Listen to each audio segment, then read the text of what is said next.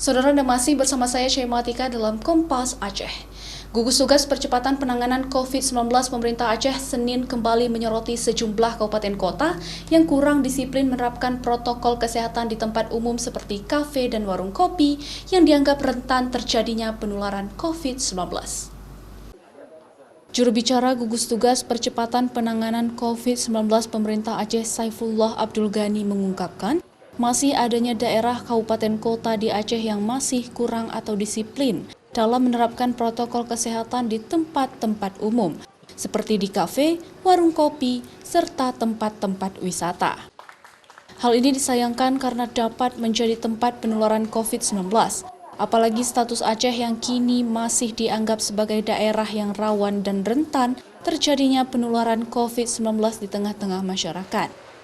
Jubir Gugus Tugas Percepatan Penanganan COVID-19 Pemerintah Aceh meminta pemerintah daerah tidak sepele dan lebih tegas dan disiplin untuk menerapkan dan menjalankan protokol kesehatan di daerah masing-masing, serta diberikan sanksi bagi mereka yang melanggar.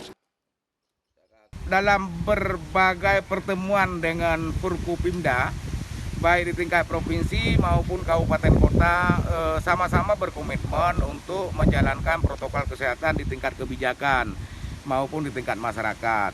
Ya, di tingkat kebijakan misalnya perlu ada kebijakan yang harus kita dorong supaya Bupati Wali Kota meningkatkan pengawasan tempat-tempat umum termasuk warung kopi, termasuk kafe, termasuk daerah-daerah wisata. Yang pertama, protokol jaga jarak itu tetap harus diberlakukan dan itu harus diawasi pelaksanaannya. Hingga Minggu 15 November kemarin, jumlah kasus positif Aceh berada di angka 7.911 kasus.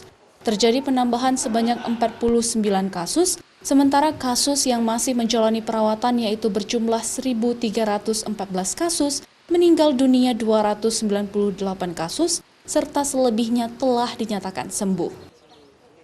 Syahril, Kompas TV, Banda Aceh.